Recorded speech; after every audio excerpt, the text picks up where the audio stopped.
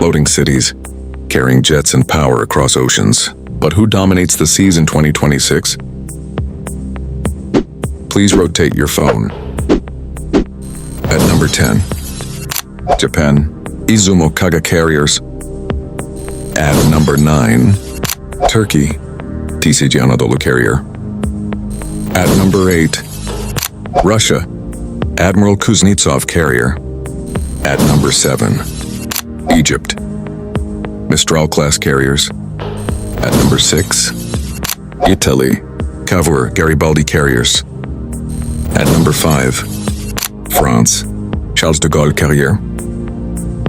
At number 4, United Kingdom, Queen Elizabeth, Prince of Wales. At number 3, India, Vikramaditya Vikrant carriers.